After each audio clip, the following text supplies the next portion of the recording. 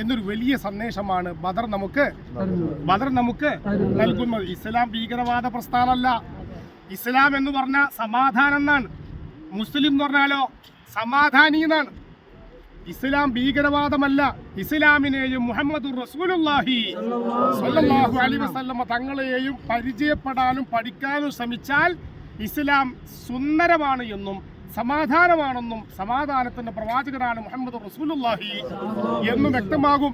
നിങ്ങൾ കണ്ടോ, ഇന്നലെ കാശ്മീരിൽ ഒരു വലിയ അക്രമം ഉണ്ടായി. വലിയൊരു അക്രമം ഉണ്ടായി. ഏകദേശം 28ഓളം വരുന്ന ആളുകൾ കൊല്ലപ്പെട്ടു. കേൾക്കുന്നുണ്ടോ?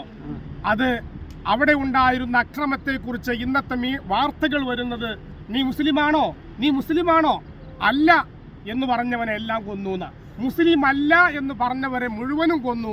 മുസ്ലിമാണ് എന്ന് പറഞ്ഞവരൊക്കെ എന്താക്കി? വിട്ടുകളഞ്ഞു. മനസ്സിലായില്ല?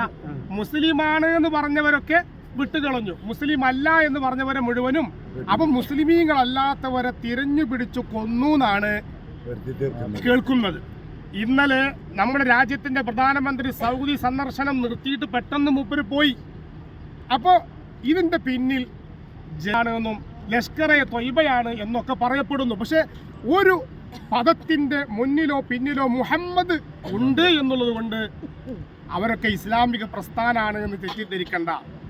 ജയ്ഷെ എന്ന് പറയുന്ന ഒരു അറബി പദമുണ്ട് എന്ന് കരുതി അവർ ഇസ്ലാമിക പ്രസ്ഥാനമാണ് ആരും തെറ്റിദ്ധരി. അക്രമങ്ങൾക്ക് ഇസ്ലാമിന് പങ്കുണ്ടോ?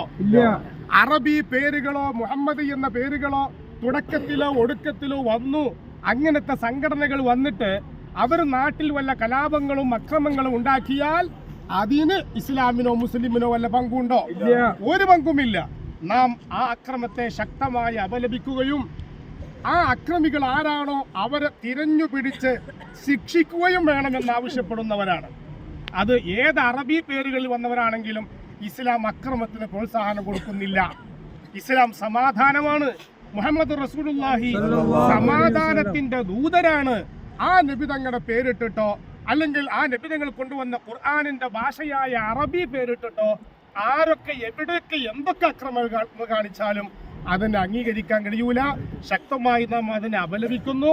ആരാണ് ഈ പ്രവർത്തനങ്ങൾക്ക് നേതൃത്വം കൊടുത്തത് എങ്കിൽ അവരെ തിരഞ്ഞുപിടിച്ച് കണ്ടുപിടിക്കുകയും അവർക്ക് വേണ്ട താമസ സൗകര്യങ്ങൾ ഏർപ്പെടുത്തി കൊടുത്തത് ആരാണോ എന്ന് നോക്കി അവരെയും നിയമത്തിന്റെ മുന്നിൽ കൊണ്ടുവരണമെന്ന് ഈ സമയത്ത് ആവശ്യപ്പെടുകയാണ്.